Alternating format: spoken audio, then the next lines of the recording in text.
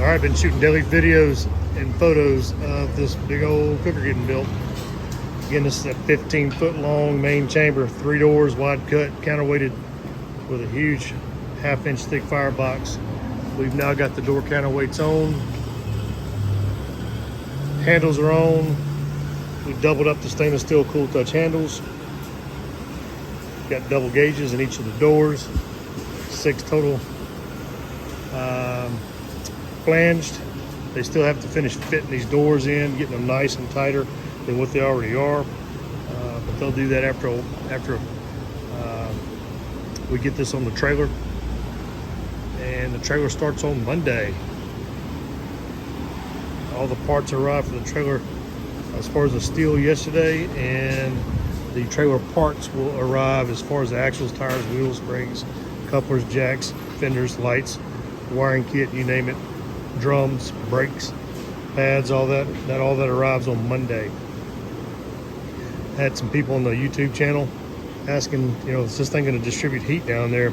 Without a doubt, we have our Gator Pit heat distribution system in here. Those 1/4-inch plates all the way down here that will push that heat from this firebox 15 feet down, all the way down.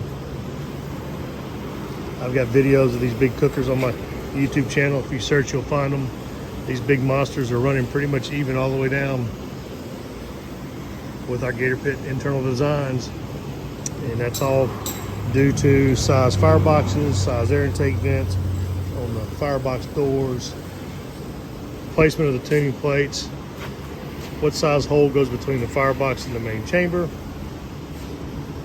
taking the diameter and the length of the tubing or pipe in consideration, and all that determines stack size as well. In this case, we went with dual 6x6 square dual 6x6 square tubes.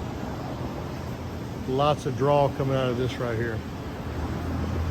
You see how thick those stacks are. Thick stuff, man, real thick. All 1/4-inch, 1/2, and 3/16 that you're looking at. These counterweights, a lot of people are curious as to what I put in these counterweights. Well, I'll just tell you, we put 1/4-inch plate in there. I don't pack them with sand. I don't fill them with concrete. I don't put scrap material in those counterweights. We pack them and weld in 1/4-inch plates and a multiple of plates. And this is the plates, that 1/4-inch plate that we cut out for the counterweights. And you can see there's your little squares. There was a plate right there. There was a plate right there. And that's how we counterbalance our pits perfectly. We put a plate, we put a plate, we put a plate, we put a plate, we put a plate, we test. We get it to where we like it. We weld it all up so there's no shake, rattle, and roll inside here, and then we cap it. So when it's all said and done, it is a nice, perfectly balanced counterweight to open and close these big doors with one hand, as you can see there, very easily. And close it back. The counterweight also works as the door stop, so you don't have this door going all the way back here and going, whoa, reaching and pulling you over the pit or pulling you into the pit, or having to tiptoe to close your door. I see that on a lot of cookers, man. A lot of those big cookers, those guys just don't cut those doors right or balance them right, and you wind up having to get step stools or tippy-toeing and burning your wrist right here because the door goes back so far. See what I'm talking about? Those, some of y'all may even know, but when it opens up, it goes so far back that your wrist winds up doing this, or your forearm. I don't know about y'all, but I don't like to get burned. I've been burned many times. It doesn't feel very good. But there you go, guys. More videos coming, and I've been asked if we're doing finished, completed photos and videos. Without a doubt, when this is all said and done, I will have a completed video of it on the trailer before it gets picked up and heads to Alabama. Rich Robin, Gator Pit, Texas Custom Barbecue Pits. Oh, let me show you something over here.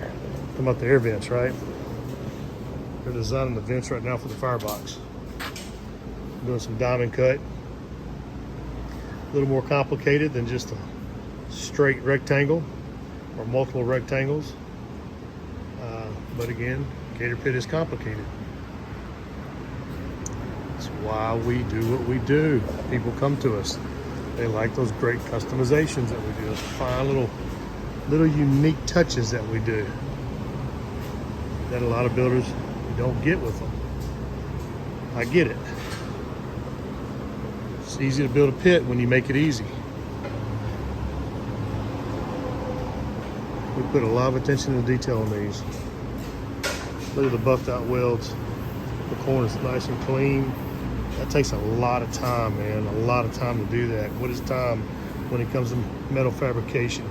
Time is cost, labor, money. We take the time to do it. We spend the money, right? Beautiful welds on that firebox. Beautiful welds. That hadn't even been cleaned up. That's just a bead. That hasn't even cleaned it up yet. Still has a little tiny spatter. But when all this is said and done, they're going to come in. They're going to take all that little tiny spatter off of there. But look, it's very little. I mean, it's one little spot right here. A little spot right here. That's it. Guys, again, back to attention to detail, man. Gator Pit is it. They're putting the birdhouse stacks on right now.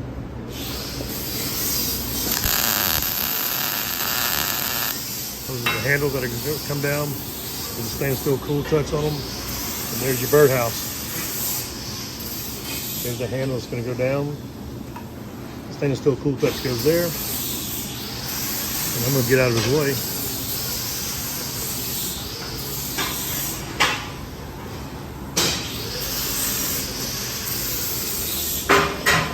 There you go, guys. In a second. There's my contact.